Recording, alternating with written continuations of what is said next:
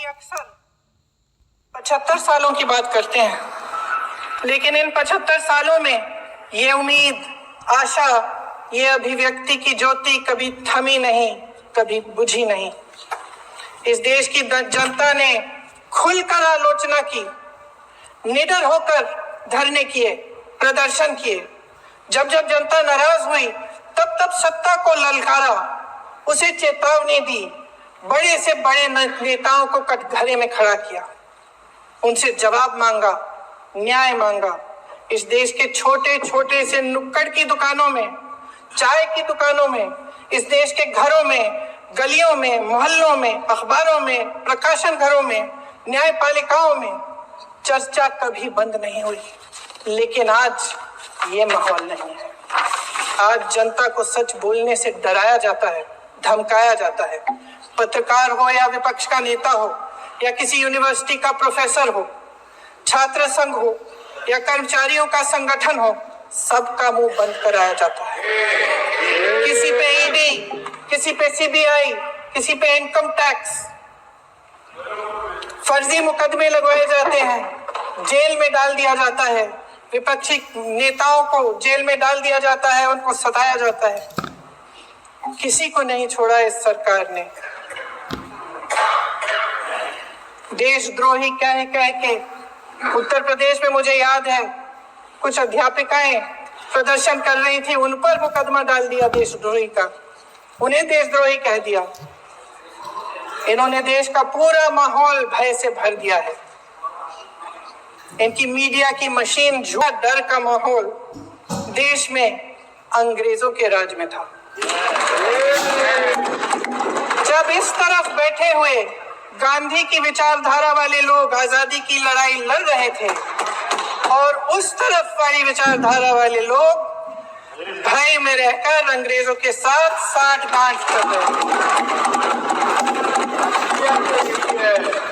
लेकिन अध्यक्ष महोदय, भय का भी अपना स्वभाव होता है।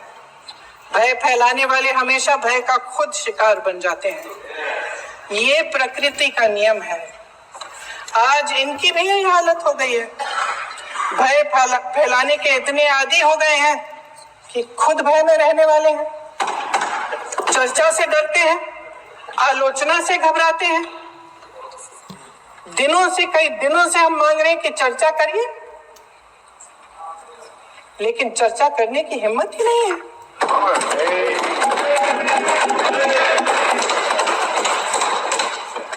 एक कहानी होती थी अध्यक्ष महोदय, शायद बचपन में आपने भी सुनी होगी। राजा भेष बदलकर बाजार में आलोचना सुनने जाता था। ये सुनने जाता था कि प्रजा मेरे बारे में क्या कह रही है, मैं सही रास्ते पे चल रहा हूं कि नहीं। लेकिन आज का राजा, भेष तो बदलते हैं आज के राजा, शौक तो है उनको भेष बदलने का, लेकिन न जनता के बीच जाने की हिम्मत है और न आलोचना सुनने की। महोदय, मैं तो सदन में नहीं हूं।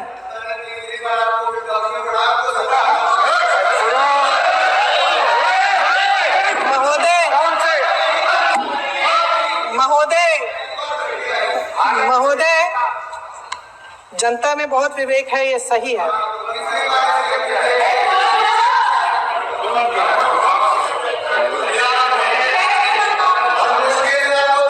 अच्छा महोदय, मैं सदन में नहीं हूँ, कुछ ठीक है, मैं सदन में नहीं हूँ, मात्र 15 दिनों से आ रही हूँ। लेकिन मुझे ताज्जुब होता है कि इन 15 दिनों में इतनी बड़े बड़े इश्यूज हैं, इतनी बड़ी बड़ी बातें हैं। प्रधानमंत्री जी मात्र एक दिन के लिए, शायद 10 मिनट के लिए दिखे हैं सब।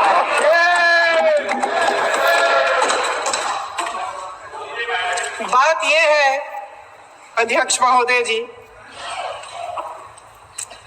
कि ये देश भय से नहीं, साहस और संघर्ष से बना है।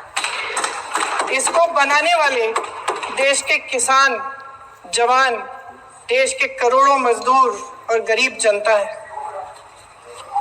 संविधान इनको साहस देता है। मेहनती मिडिल क्लास है, कांग्रेस और यूपीए की सरकारों में शिक्षा का, भोजन का अधिकार मिला।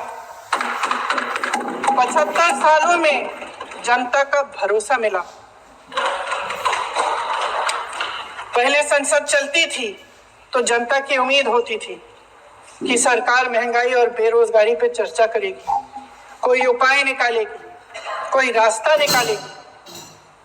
लोग मानते थे कि अगर कोई नई आर्थिक नीति बनेगी तो देश की अर्थव्यवस्था को मजबूत बनाने के लिए बनेगी, तो भारतीय बाजार को मजबूत बनाने के लिए बनेगी, उनके भविष्य को मजबूत बनाने के लिए बनेगी।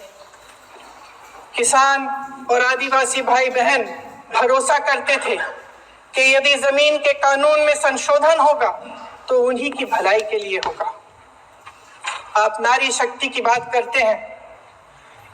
आज चुनाव की वजह से शायद इतनी बातचीत हो रही है नारी शक्ति के बारे में, क्योंकि हमारे संविधान ने महिलाओं को यह अधिकार दिया, उनकी शक्ति को परिवर्तित किया वोट में। और आज आपको पहचानना पड़ रहा है कि महिलाओं के बिना, कि नारी शक्ति के बिना ये सरकारें नहीं बन सकती हैं। इसीलिए आज आप नारी शक्ति की बातें दोहरा रहे हैं। जो आप नारी शक्ति का अधिनियम लाए हैं उसको लागू क्यों नहीं करते? वो 10 साल बाद लागू क्यों होगा? क्या आज की नारी 10 साल इंतजार करेगी उसके लागू करने के लिए? क्या बात है, क्या बात है।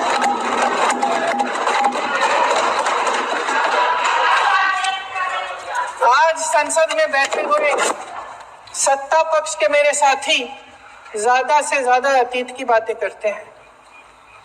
1900 किस में क्या हुआ, कब हुआ, नेहरू जी ने क्या किया। अरे वर्तमान की बात करिए, देश को बताइए आप क्या कर रहे हैं, आपकी जिम्मेदारी क्या है। कि सारी जिम्मेदारी जवाहरलाल नेहरू की है। अध्यक्ष महोदय जी, ये सरकार आर्थिक न्याय का सुरक्षा कवच तोड़ रही है। आज संसद में बैठी ये सरकार बेरोजगारी और महंगाई से जूझ रही हमारी जनता को क्या राहत दे रही है। कृषि के कानून भी बड़े बड़े उद्योगपतियों के लिए बन रहे हैं। सही एमएसपी को छोड़िए, डीएपी तक नहीं मिल रहा है।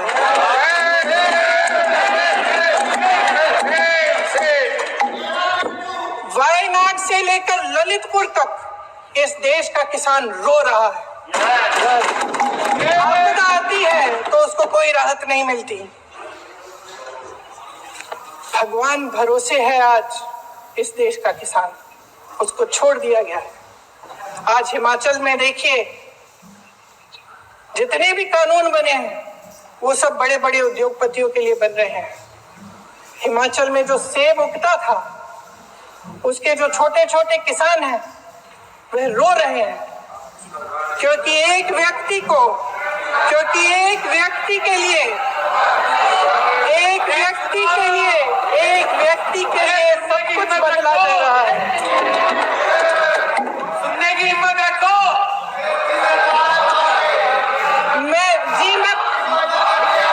अध्यक्ष महोदय जी,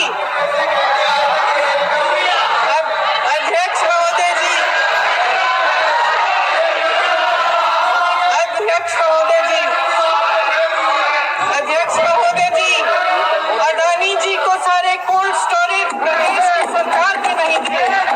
अडानी जी को सारे कोल्ड स्टोरेज आपकी सरकार ने दिए। देश देख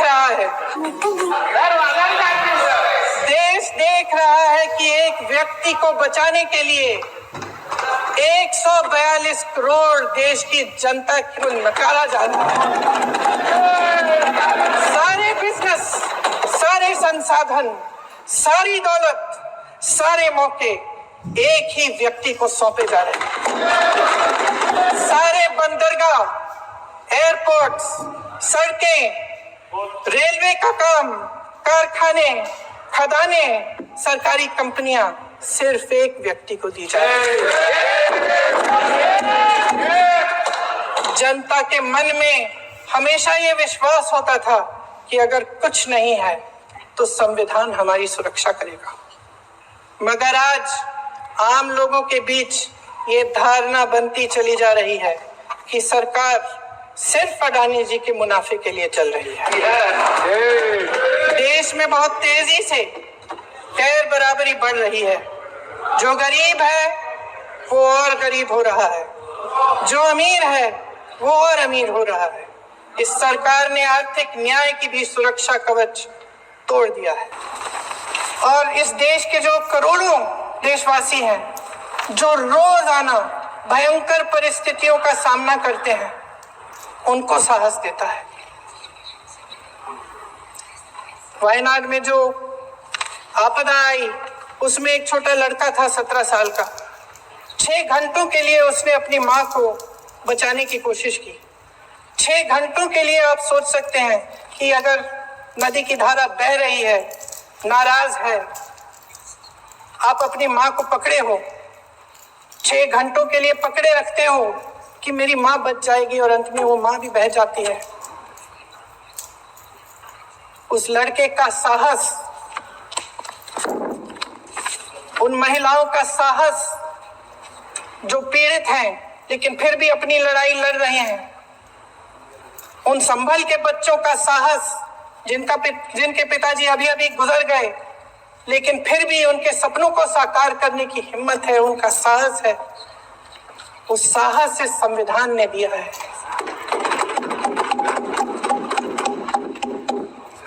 वो आत्मविश्वास से संविधान ने दिया है। ये देश भय से नहीं चल सकता, ये देश साहस से ही चलेगा। भय की भी सीमा होती है और जब वो सीमा पार हो जाती है, जब किसी को इतना दबाया जाता है कि उसको लगने लगता है कि अब मेरे पास खोने के लिए कुछ नहीं, तब उसमें एक ऐसी शक्ति पैदा होती है जिसके सामने कोई कायर खड़ा नहीं हो सकता। ये देश कायरों के हाथों में ज्यादा देर तक कभी नहीं रहा है। ये देश उठेगा, ये देश लड़ेगा, सत्य मांगेगा, सत्यमेव जयते। नतीजे नहीं आए होते तो ये संविधान बदलने का काम भी शुरू कर लेते। सच्चाई ये है अध्यक्ष महोदय कि आज संविधान बार बार इसलिए कह रहे हैं क्योंकि इस चुनाव में इनको पता चल गया कि इस देश की जनता ही इस संविधान को सुरक्षित रखेगी। कि इस चुनाव में हारते जीतने से इन्हें एहसास हुआ ये संविधान बदलने की बात इस देश में नहीं चलेगी। आज जनता की मांग है कि जाति जनगणना हो। सत्ता पक्ष के मेरे साथी ने इसका जिक्र किया। ये जिक्र भी आज इसलिए हो रहा है क्योंकि चुनाव में ये नतीजे आए। ये जाति जनगणना इसलिए जरूरी है ताकि हमें पता चले कि किसकी क्या स्थिति है और नीतियां उस हिसाब से बने। इनकी गंभीरता का प्रमाण ये है कि जब चुनाव में पूरे विपक्ष ने जोरदार आवाज उठाई कि ये जाति जनगणना होनी चाहिए, तो इनका जवाब देखिए। इनका जवाब भैंस चुरा लेंगे, मंगलसूत्र चुरा लेंगे, इनका ये जवाब था। ये गंभीरता है इनकी जाति जनगणना पर। महोदय, हमारे संविधान ने आर्थिक न्याय की नींव डाली, किसानों, गरीबों और को जमीन बांटी, भूमि सुधार किया, जिसका नाम लेने से कभी कभी आप झिझकते हैं और कभी कभी उनका नाम धड़ाधड़ इस्तेमाल किया जाता है अपने आप को बचाने के लिए। उन्होंने HAL, BHEL, SAL, GAIL, ONGC, NTPC, railways, IIT, IIM, oil refinery, तमाम PSU बनाए। अध्यक्ष महोदय, उनका नाम पुस्तकों से मिटाया जा सकता है उनका नाम भाषणों से मिटाया जा सकता है, लेकिन जो उनकी भूमिका रही इस देश की आजादी के लिए और इस देश के निर्माण के लिए, वो इस देश में से कभी मिटाया नहीं जा सकता। 75 सालों में जनता का भरोसा रहा कि नीतियां बनेंगी तो जनता की भलाई के लिए बनेंगी। जल जंगल जमीन का अधिकार मिला आदिवासी भाई बहनों को। इंदिरा जी ने बैंकों का राष्ट्रीयकरण करवाया, खदानों का राष्ट्रीयकरण कराया। राजनीतिक न्याय की जब बात होती है, मेरे सत्ता पक्ष के साथी आज खड़े हुए और तमाम गिनती करने लग गए कि ऐसा हुआ वैसा हुआ 1975 में जो हुआ, तो सीख लीजिए ना, आप भी सीख लीजिए। आप भी अपनी गलतियों के लिए माफी मांग लीजिए। आप भी बैलेट पे चुनाव कर लीजिए, आप भी बैलेट पे चुनाव कर लीजिए। दूध का दूध पानी का पानी हो जाएगा। आप राजनीतिक न्याय की बात करते हैं, सरकारों को पैसों के बल पर गिरा देते हैं।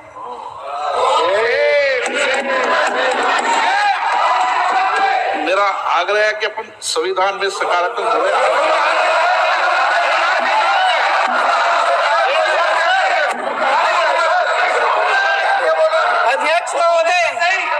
अध्यक्ष महोदय, सत्ता पक्ष के हमारे साथी ने एक उदाहरण दिया उत्तर प्रदेश की सरकार का, तो मैं भी एक उदाहरण दे देती हूँ महाराष्ट्र की सरकार का। मैं भी एक उदाहरण दे देती हूँ हिमाचल की सरकार को तोड़ने की कोशिश किसने की? पैसों के बल पे की गोवा की सरकार। तमाम उदाहरण। क्या ये सरकारें जनता ने नहीं चुनी थी? क्या संविधान इन पर लागू नहीं था? पूरी देश की जनता जानती है कि इनका हंसती है, जानती है कि इनके यहाँ तो वॉशिंग मशीन है।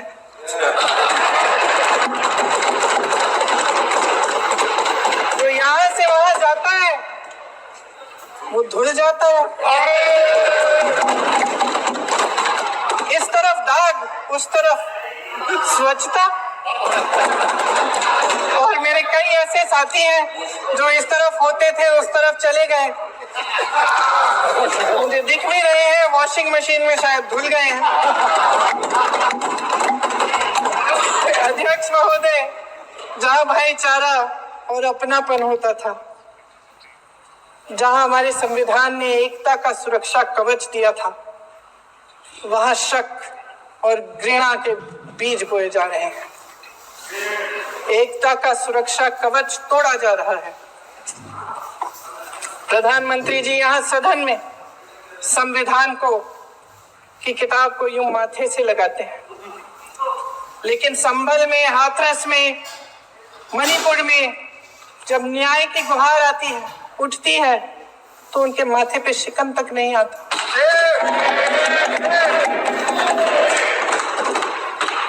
शायद समझ नहीं पाए हैं कि भारत का संविधान संघ का विधान नहीं है।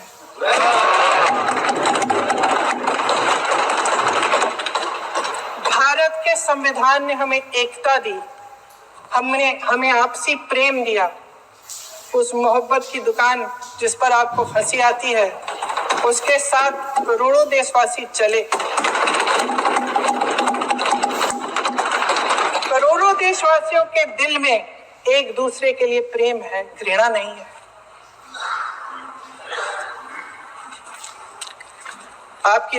इनकी जो विभाजनकारी नीतियां हैं, उसका नतीजा हम रोज देखते हैं।